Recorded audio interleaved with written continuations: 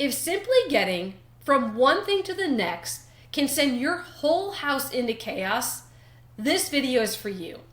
Maybe it's turning off the iPad for dinner, leaving the park when it's time to go, or getting dressed for school without a 45-minute battle over socks, or watching the Sunday night anxiety start before Monday morning even gets here.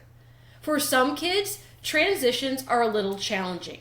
For others, even the smallest change can feel completely overwhelming, especially for kids already struggling with ADHD, anxiety, or sensory challenges.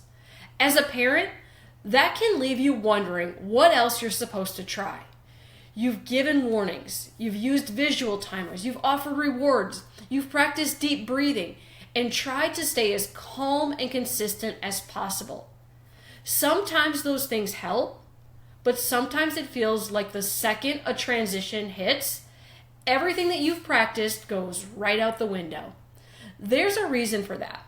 Because smoother transitions aren't simply about getting your child to cooperate.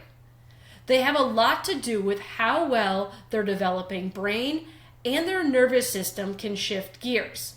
So in this video, we're going to help you understand why transitions can be so demanding, what it really means when a child gets stuck in stress mode, and why ADHD, anxiety, and sensory challenges can make shifting from one activity or expectation to another even harder. We'll also talk about how stress can build over time, what we call the perfect storm, and what you can do at home to help make transitions smoother. Now, to understand why this happens, think about everything that your child's brain has to do during a seemingly simple transition. So when you say, okay, it's time to turn that off and put your shoes on, their brain has to disengage from what it's focused on, process what you just said, remember what comes next, organize a response, and then redirect attention towards something completely different. Now, researchers sometimes call this set shifting, which is the brain's ability to move from one task, thought, or expectation to another. So it depends heavily on executive function and the prefrontal cortex. So that's an area of the brain that continues to develop throughout childhood, adolescence, and even into the 20s. So when we expect a child to smoothly stop something they love, process a new instruction, and then move on without missing a beat, we're actually asking quite a lot from a developing brain. Now, for a child with ADHD, anxiety, or sensory challenges, that process may take even more effort. Their brain may already be working overtime to filter distractions, manage emotions, process sensory information, or stay organized. That means a request that sounds simple to an adult brain can feel much bigger inside their system. Sometimes the transition itself becomes the thing that pushes an already overloaded child beyond what they can handle in that moment.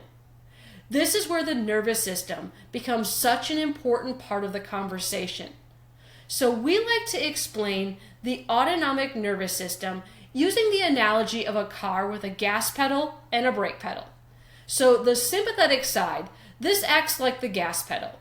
So it helps us become alert, activated, focused, and ready to respond. We need that system. It helps your child wake up in the morning, play a sport, take a test, or react quickly when something happens. Now, the parasympathetic side, this acts more like the brake pedal. It's involved in rest, recovery, digestion, regulation, and the ability to settle after stress. Now, the vagus nerve plays an important part in that calming side of the system. The goal isn't to get rid of the gas pedal or to keep your child calm all the time. A healthy nervous system needs both. What matters is the ability to move back and forth between activation and recovery depending on what life is asking of us. So when a child spends too much time in a heightened stress state, that flexibility can become much harder. Their system may stay on high alert even when there isn't actual danger in front of them. Then we ask that child to stop a favorite activity, walk into a loud classroom, put on uncomfortable clothing, or suddenly adjust when plans change. What seems like an ordinary transition from the outside can feel enormous to a nervous system that is already using most of its capacity just to get through the day. That's when you may see the yelling, the crying, the bargaining, the freezing, the running away, or complete shutdown.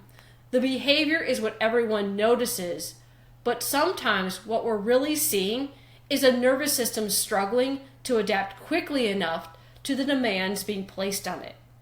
This can also help explain why transition difficulties are so common in kids with ADHD, anxiety, and sensory processing challenges.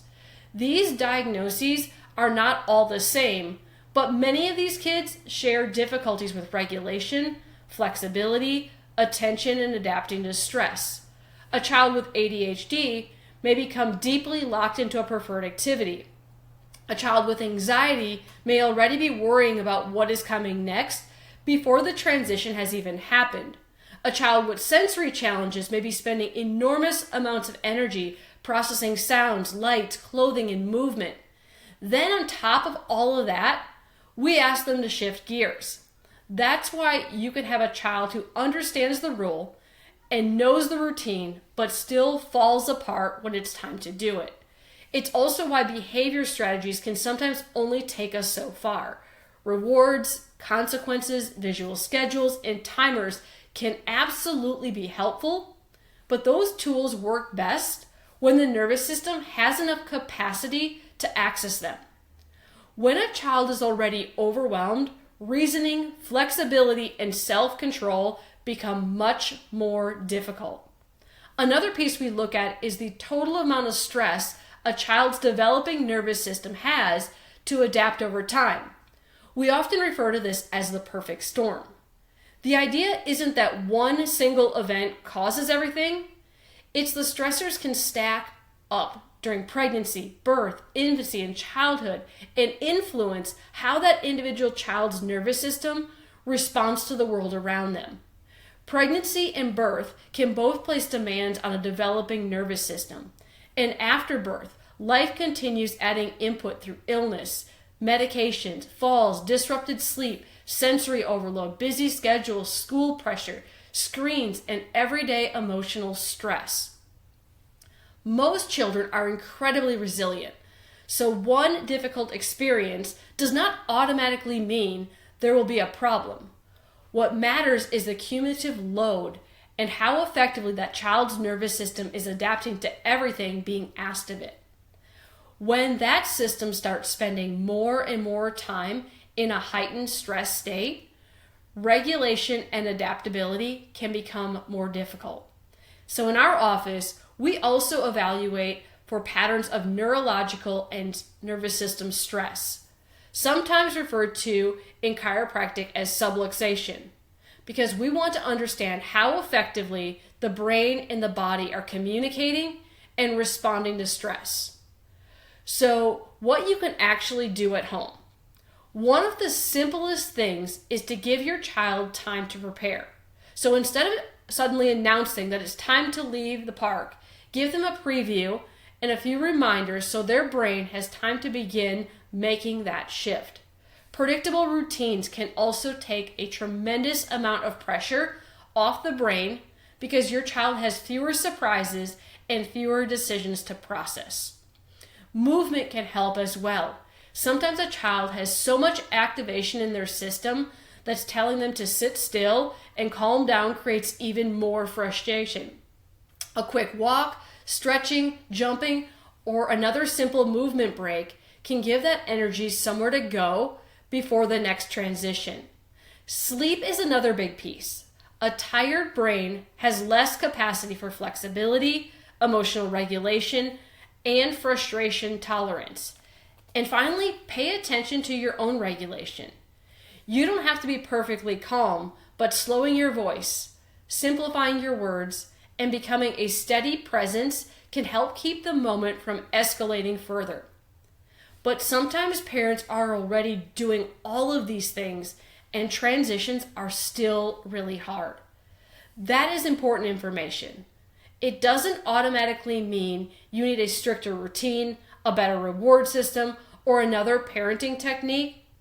Sometimes it means it's worth looking deeper at how much stress your child's nervous system is carrying and how well they're actually able to adapt and regulate. At E320 Chiropractic, we use non-invasive insight scans. That includes heart rate variability, surface EMG, and thermal scanning to get a clearer picture of how your child's nervous system is functioning and handling stress. Those scans give our doctors objective information that can help us identify patterns of nervous system stress and determine whether chiropractic care may be appropriate for your child. When it is, we use gentle, specific chiropractic adjustments designed to support nervous system function and help the brain and the body become more adaptable. Those are the kinds of changes parents are watching for an everyday life. Mornings that feel less intense, leaving the house with less resistance, smoother bedtimes, fewer overwhelming moments, and more flexibility when something doesn't go exactly as planned. Because the goal isn't to create a child who is perfectly calm or perfectly compliant, the goal is to help support a nervous system that has enough resilience and flexibility to handle change without every transition feeling like an emergency. So if you've been doing all the right things at home and you still feel like your child needs more support, we'd love to help you take a closer look at what may be happening underneath the behavior. So you can give us a call, you can send us a message, or you can visit our website to learn more about our neurological evaluation and schedule a time to get your child scanned.